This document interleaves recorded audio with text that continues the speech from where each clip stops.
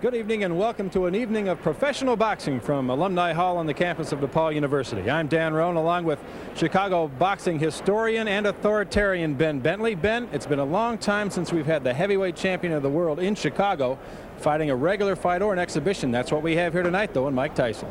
Exactly, Dan. It's got to be about 25 years, 30 years since we had a world champion in here, and I think that having the champion Mike Tyson in Chicago could be a signal for possibly a heavyweight title fight right here in the city of Chicago, and give the Chicago fans the opportunity of seeing Tyson in action this evening.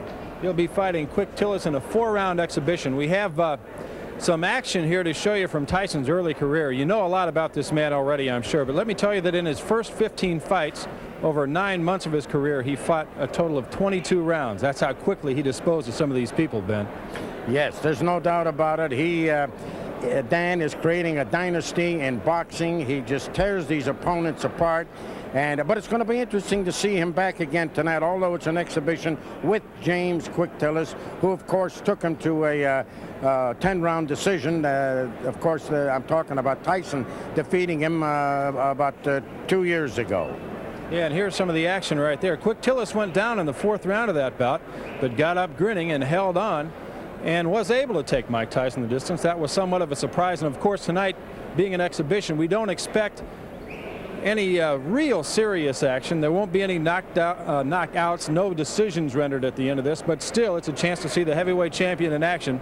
And again, that's something that hasn't happened in Chicago very much at all. There will be absolutely no decision. And by the way, at this point in his career, James Quick Tillis happens to be the sparring partner, official sparring partner for Mike Tyson. So they are not out to really injure themselves tonight, but they'll both give a good account of themselves. All right, we're just about ready to get started here from Alumni Hall. You'll see the champion in action in just a few moments.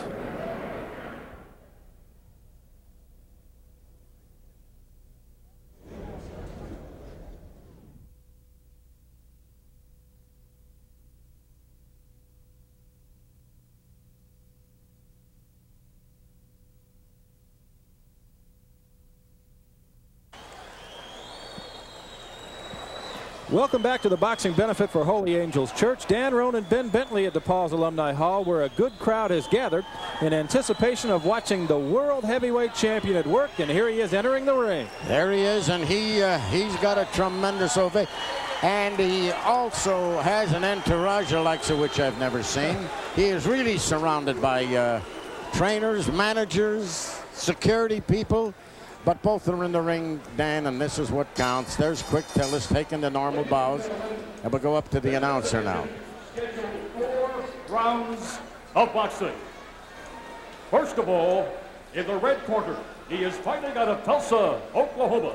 He weighs 219 pounds, a professional record of 38, 13-1, and one of only 2 individuals ever to go the distance with the reigning heavyweight champion. Ladies and gentlemen, James Quick Tillis. Quick Tillis, who has gone the full 10 with Mike Tyson in his career and who now is a sparring in the blue corner tonight. And now the he champion. Is fighting out of Brooklyn, New York. He weighs 222 pounds. He is dressed in black. And ladies and gentlemen, he is the undisputed and undefeated heavyweight champion of the world. If you will, a Chicago welcome, Mike Tyson. Well, Tyson has just been introduced, and he has a standing ovation. And both are wearing headgears. Both will be carrying 16-ounce gloves. And I'm surprised that Quick Tillis did not put his shirt on. Well, Tyson's dressed in his customary black, as usual, has no socks on, just the black boxing shoes. And this will be a 4-rounder. Now you can notice right now the way Tyson wastes no time. You know, somebody said with 16-ounce gloves, can you hurt somebody? Can you knock them out? Yes, I've seen it done. Of course, with headgear, it'd be very difficult to do that, but that's not the intent tonight anyway. People want to see Mike Tyson in action, and they're probably going to get the full 4 rounds. Well, Dan, what you're looking at right now, they're not clowning around just for the benefit of the fans here. They're not showing them, well, here we are, we'll take it easy. They're out there winging. I think anytime Mike Tyson steps underneath those ropes, he's out there for business. I don't think he passes around very often in the ring. Dan, you're right. He's doing it right now.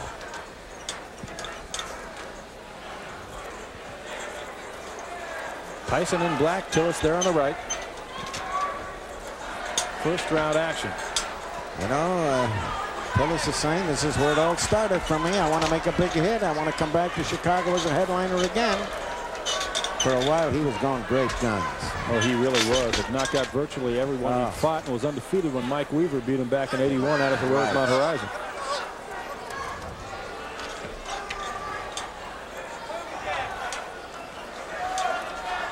Tyson is just warming up a little bit, you see, and it really does not, I'll emphasize that, try to hurt Quick Tillis. If he were my sparring partner, I don't think I'd want to hurt him either. You know, it can't be easy to find guys that want to step in the ring and practice with Mike Tyson. Well, then you know that he's got a fight coming up. Tyson, with former heavyweight champion Larry Holmes. Oh, look at that thing. Pretty good combination there by Tyson. Yeah. We have watched several preliminary fights, Ben, you and I tonight. Some smaller guys who are very quick, and you know, it's almost incredible that Mike Tyson, who outweighs some of those people by 80 pounds, is just as quick, if not quicker than they are. I'm glad you noticed that. I tell you what Tyson has done. He's slowed Quick Tillis down a little bit. See, they're not playing around. This is not let's play twinkle toes. Dug one to the body and then right back up to the jaw, did Tyson.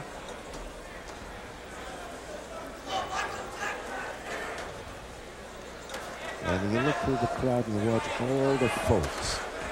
Nobody's eyes are turned away from this. This is the first time that they've seen the Mike Tyson. And boy, they are eating it up.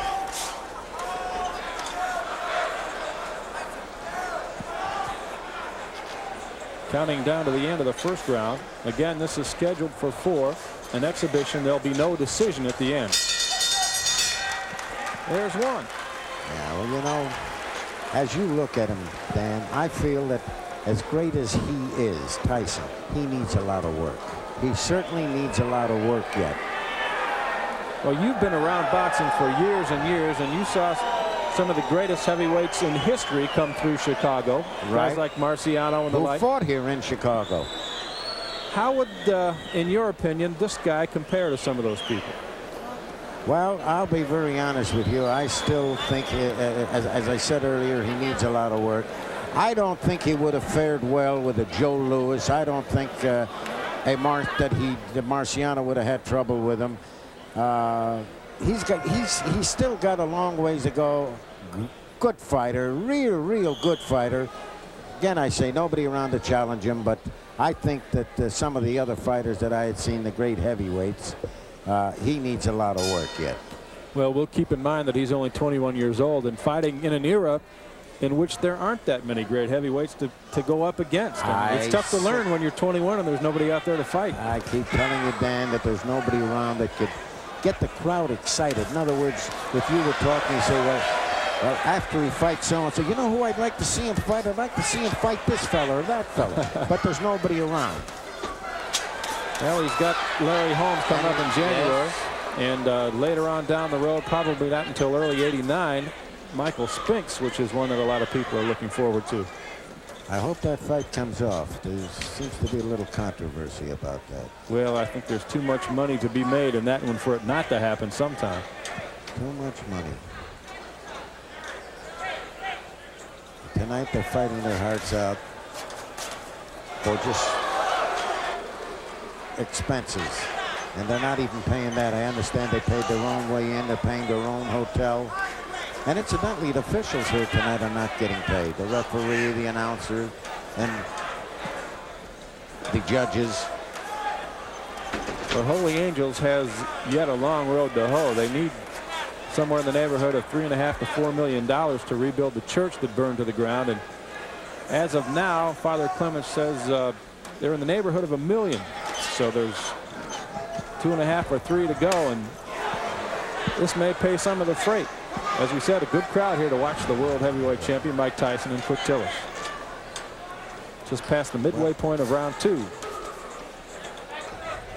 Now you see why Mike Tyson, wants a Quick Tillis in camp with him.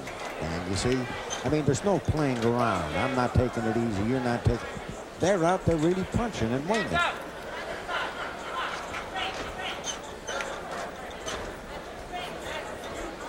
There's the shuffle, the old Ali shuffle. Good body with 2 big right hands to the body. Hear it down here, Dan.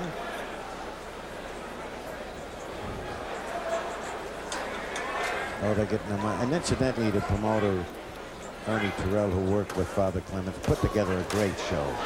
A lot of good talent on the card.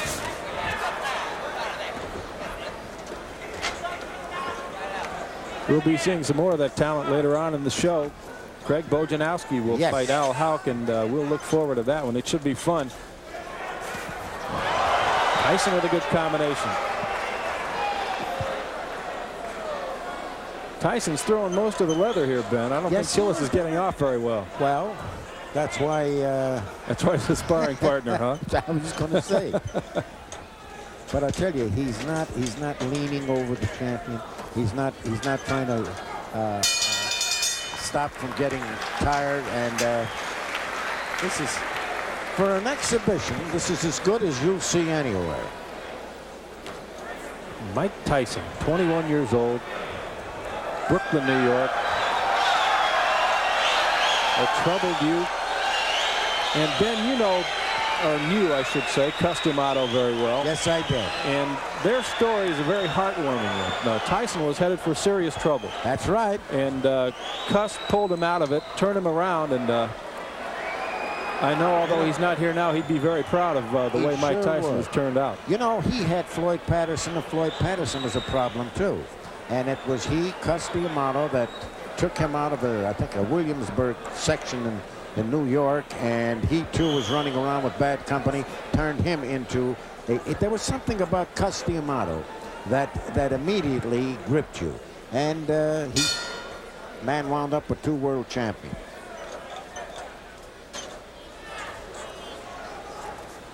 Third round, Tyson's trainer Kevin Rooney in his corner before the round began, just telling him to go out and have some fun.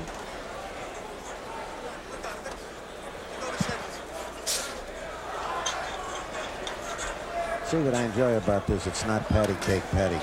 No, it really isn't. Boy, what a great thing it would be for Chicago to have him come here and fight when something was on the line. Oh. Well, I know the next fight is not coming here. It's scheduled for January, and he fights Larry Holmes. Yeah, that's in Atlantic City. And then he's talking about making a trip to Japan. He wants to be known as a true world champion, and he's not afraid to go outside the U.S. and fight in some exotic places. Same thing that Muhammad Ali did. Hung his title on the line in many foreign countries. Manila, Zaire. There were so many places that Ali traveled to. And that's partially why he was such a beloved character. Yeah, and he had a charisma that everybody loved. I mean, still today you hear that chant, Ali, Ali, you know. You see how big those gloves are? Oh, and look. I spoke at the wrong time because Tyson hit him with the left hook. Tillis getting off a few punches too. Yes. They may be 16-ounce gloves, but they'll sting you. If I were James Quick Tillis, I don't know if I'd want to hit Mike too hard. You know, you wouldn't want to. No, I think stir him up. On the other hand, I think that Tyson would insist, throw your best punches at me. That's how you get in condition. That's how a fighter really gets into condition. Well, January 22nd is not that far off. Just over 2 months away. Between you and I'm not too enthused about Holmes coming back. 22 fights. I don't know. From what I've seen of Mike Tyson, I can't see Larry at 38 having much of a chance against him. Now you notice how he's been avoiding and getting underneath the left hand of Tillis. Well, Tyson has proven that he's so. Oh, another good play. The left hand caught Tillis pretty flush there on the headgear. They're not playing around, Dan. He's not a big person. He can hit from outside, though, and he's devastating inside. I can recall Jesse Ferguson going down from an uppercut. It almost took his head off earlier in Tyson's career. And there's a good left hand from Tillis. He reminds me so much of a great fighting champion in the welterweight division, Henry Armstrong.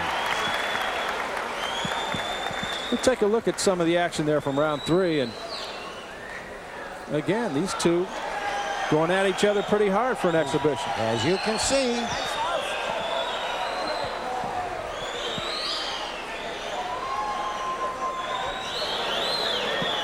I'll tell you about Quick Tillis. He was never a quitter. And every fight that I've ever seen him box, and that was many, many, he always gave the best he had. He never, quote, if I may use the term, dogged it. He's in there tonight with the world champion, with Tyson. They're throwing their best punches at each other.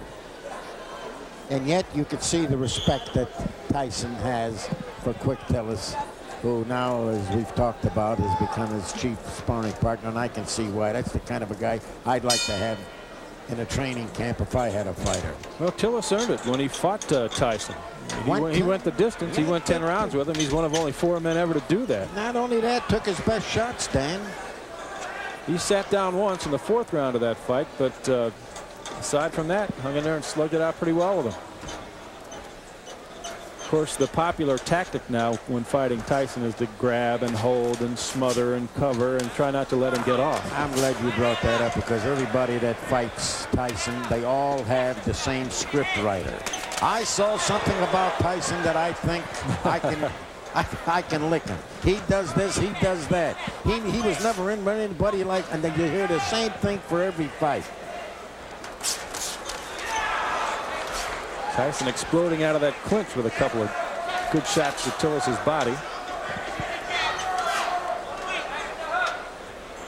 What I like about this, again, I keep repeating, they're in there really putting it on.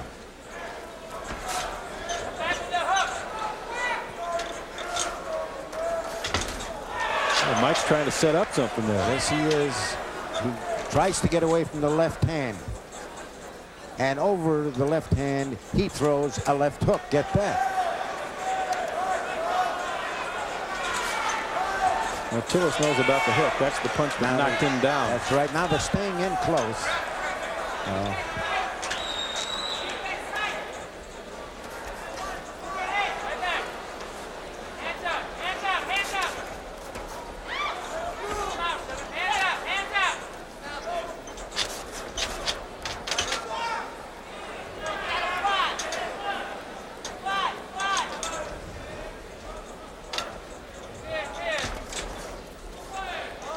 Tillis was an awfully great prospect when he was boxing here in Chicago. He has taken a few of Muhammad Ali's moves. That was a good left hook.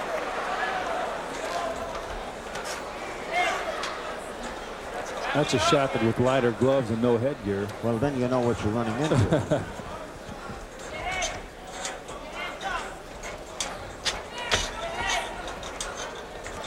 There's the shuffle now. Final half minute of this exhibition.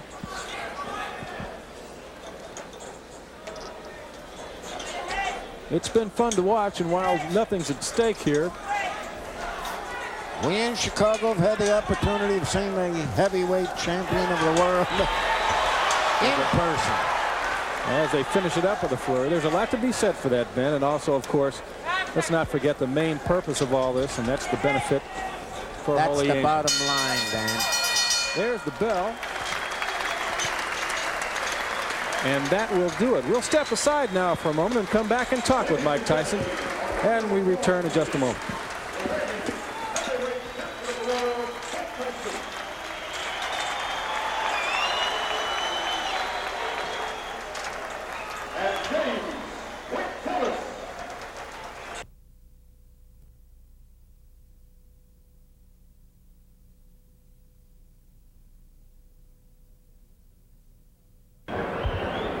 Okay, we're in the ring with Father Clements, Mike Tyson, and trainer Kevin Rooney. Mike, first of all, let us thank you very much for coming to Chicago. I know it's tough to break away and do these kinds of things, and we certainly appreciate it.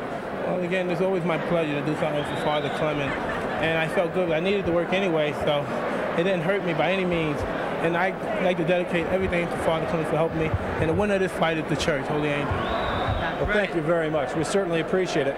Tell us a little bit about what's happening next. You have Larry Holmes coming up in January. How do you feel about that one at this point? I'm very secure and confident about when the fight is over that I'll still be victorious. And I'll be the heavyweight champion of the world. Ben? Dan, I've got to ask Mike one question. Here we are. Father Clements, Don King, Mike Tyson, the heavyweight champion of the world, his manager, Jim Jacobs. Mike, do you think we can see you hanging your title on the line here in Chicago, boxing for the heavyweight championship of the world? Me and my managers, we made situations on defending the title here, but still we have a whole great deal of negotiation going on. And as far as I'm concerned, I would love to defend my title in Chicago. Thank you. Go ahead, Dan. All right, Mike, we'll let you get back. Thank you very much again for coming out. We certainly appreciate it. Thank you. Kevin? All right. We've got more boxing ahead yet. Craig Bojanowski's still to come, so stay right here.